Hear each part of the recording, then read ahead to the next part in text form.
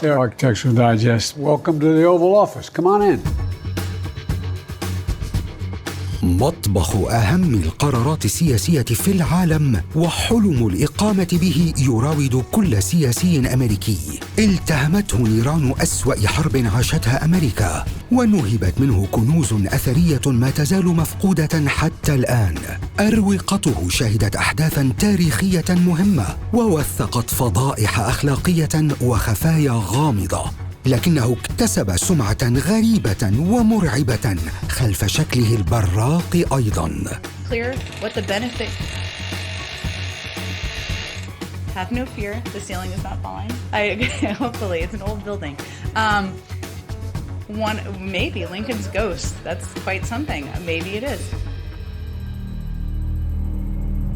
هنا البيت الأبيض، الشاهد على قرنين من تاريخ الولايات المتحدة، المقر الرئاسي ومكان إقامة الرئيس الأمريكي وعائلته. وضع حجر أساسه عام 1792 بعد أن اختار موقعه وأشرف على بنائه مؤسس الولايات المتحدة وأول رئيس لها جورج واشنطن، الذي لم يتسنى له العيش فيه إذ توفي قبل انتهاء بنائه. كان جون آدمز الرئيس الثاني للبلاد أول من انتقل رسمياً للسكن به في مطلع نوفمبر عام 1800. لكن رونق البيت الأبيض لم يصمت طويلاً، إذ أضرم الجنود البريطانيون النار فيه عام 1814 وهرب منه الرئيس جيمس ماديسون وزوجته.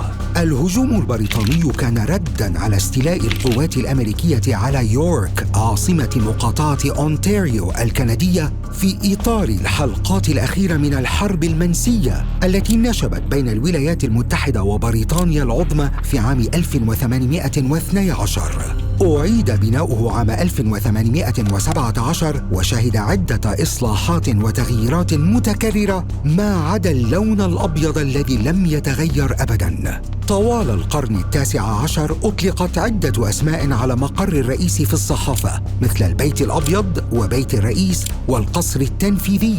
لكن في عام 1901 أمر ثيودور روزفلت الرئيس السادس والعشرون للبلاد بتسجيل اسم البيت الأبيض رسمياً في الوثائق الرسمية. Everybody, the first night they spend in the White House are a little overwhelmed. The White House is such an icon in American life and around the globe, and the notion that you'd be sleeping in a bed inside of it is a little bit intimidating.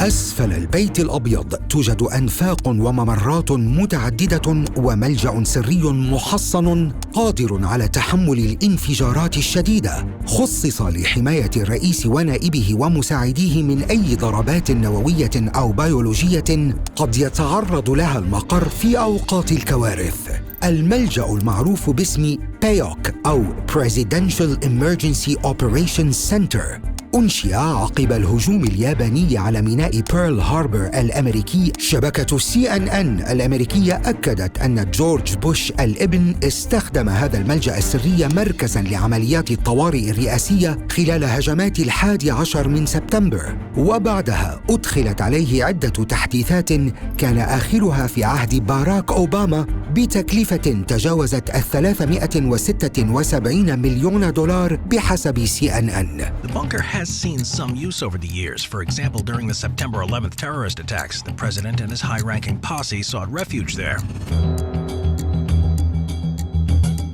قد لا يدور في بالك وأنت تنصت إلى خطاب أو بيان من البيت الأبيض أن ذلك الصدى يأتي من البيت المسكون بالأشباح، كما تقول صحيفة واشنطن بوست التي سردت قصصاً لا تصدق عن حوادث في البيت الأبيض. الروايات عن الأشباح في البيت الأبيض ليست جديدة، بل كانت متداولة على مدى قرنين من الزمن، وقد تعددت واختلفت، وكان أشهرها شبح إبراهام لينكولن الرئيس السادس عشر للولايات المتحدة الذي اغتيل داخل مسرح فورد في واشنطن عام 1865.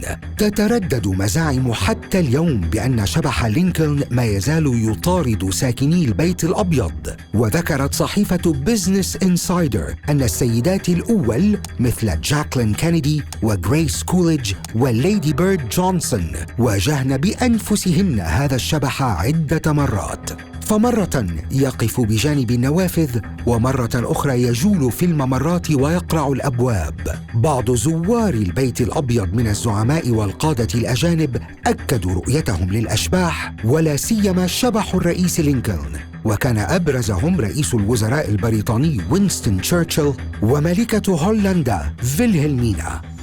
The first known sighting of a ghost took place right after Abraham Lincoln was assassinated in the late 1860s, especially Abraham Lincoln.